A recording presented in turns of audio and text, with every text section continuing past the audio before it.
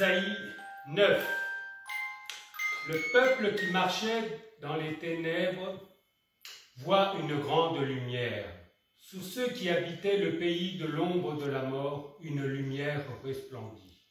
Tu rends le peuple nombreux. Tu lui accordes de grandes joies. Il se réjouit devant toi comme on se réjouit à la moisson, comme on pousse des cris d'allégresse au partage du butin. Car le joug qui pesait sur lui, le bâton qui frappait son dos, la verge de celui qui l'opprimait, tu les brises comme à la journée de Madian. Ô peuple, vous qui marchez dans les ténèbres, que voyez-vous à l'approche de Noël? Ne voyez-vous que la luminescence des lumières éclairer cette douce nuit de Noël? Ou voyez-vous cette lumière naissante et resplendissante en la personne de Jésus, notre Sauveur, éclairer nos propres ténèbres? Quelles sont vos ténèbres à l'approche de Noël? Celles de rester seul? De ne pas pouvoir gâter les siens? Ne pas avoir de cadeaux?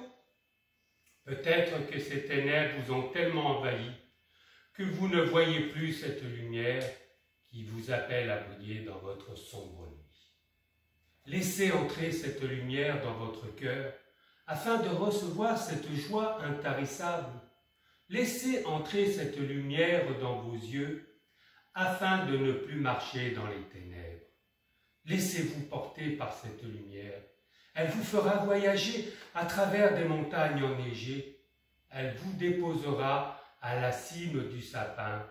Vous brillerez telle l'étoile du berger.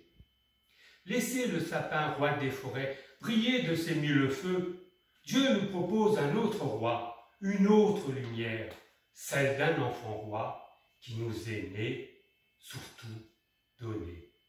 Oui, vous avez bien entendu, celle-ci nous est donnée à tous, que vous soyez prince, mage ou berger, que vous soyez né dans une étable ou dans un hôtel luxueux, que vous soyez d'horizons différents, cette véritable lumière de Noël est pour tous ceux qui souhaitent la recevoir pour éclairer leur nuit ténébreuse.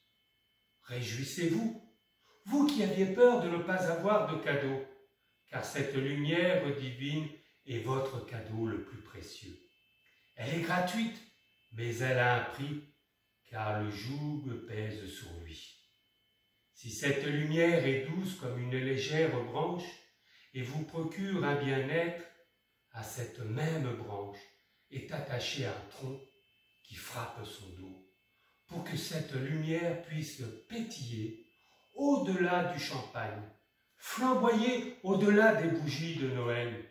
Elle peut luire et reluire, chez vous et partout dans le monde.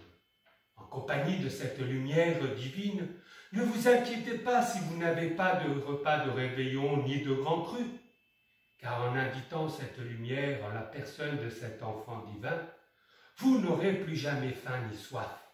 Vous ne serez plus jamais seul.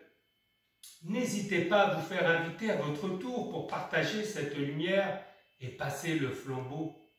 Il y a toujours quelque part une porte entrouverte que vous n'avez pas besoin de forcer pour être invité à la fête. Cherchez parmi vos voisins, vos proches, votre famille, et si nul ne vous laisse entrer, alors cherchez un frère ou une sœur pour faire resplendir ensemble cette lumière du monde. Ô toi partage, ô toi fraternité, puissiez-vous être présents dans nos foyers à l'approche de Noël et bien au-delà. La lumière du sapin est éphémère, la lumière du monde est intemporelle.